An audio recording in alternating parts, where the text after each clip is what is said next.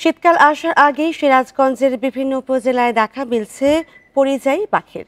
এরই মধ্যে খালবিল ও জলাশয় মুখরিত হয়ে উঠেছে। নিরাপদ আবাস ও খাদ্যের প্রাচুর্য থাকায় এবার পাখির আগমন বেশি বলছেন স্থানীয়রা। পাখির অভয়ারণ্য নিশ্চিত করতে কাজ করছে জেলা প্রশাসন। চলনবিল ও সিরাজগঞ্জের বিভিন্ন এলাকা জুড়ে এখন পাখির কলরব। জলাশয়ে দেখা মিলছে বক, বালিহাঁস, রাতচরা, নীলশির, কোড়া, বড় সরালি ও ছোট সরালি সহ নানা ধরনের পাখি গাছের ডালে গড়ে তুলেছে আবাস। বেলকুচি, রায়গঞ্জ, তাড়াশ, শাহজাদপুর, উল্লাপাড়া ও চরাঞ্চল সহ বিভিন্ন উপজেলার গ্রামগুলোতে পাখির আগমন ঘটেছে।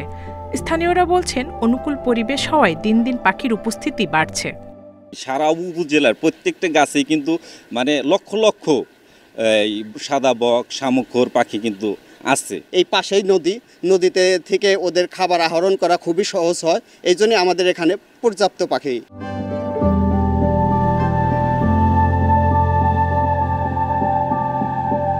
প্রশাসনের সঙ্গে সমন্বয় করে পরিযায়ী পাখিদের রোগবালাই নির্ণয় ও প্রয়োজনীয় ব্যবস্থা নেওয়ার কথা জানিয়েছে প্রাণী সম্পদ বিভাগ। কিছু অসুখ এরা ক্যারি করে, সেক্ষেত্রে আমরা যদি সম্ভব হয় এদের স্পেসিফিক অসুখ হলে আমরা ট্রিটমেন্টের জন্য যদি জনগণ নিয়ে আসে অতিথি পাখি, আমরা সেটা সংশ্লিষ্ট উপজেলা অফিসগুলোতে সেগুলো আমরা দেখে দিই এবং পরামর্শ প্রদান করে থাকি। এদিকে পাখি শিকার বন্ধে জনসচেতনতা বাড়ানোর পাশাপাশি নিরাপদ আশ্রয়স্থল নিশ্চিতে বিশেষ উদ্যোগ নিয়েছে বন বিভাগ ও জেলা প্রশাসন।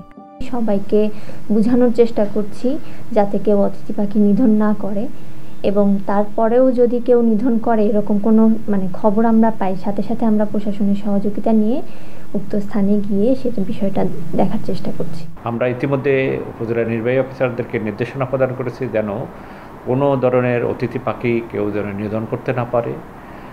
এই বিষয়ে তারা জিরো টলারেন্স নীতি অবলম্বন করবে।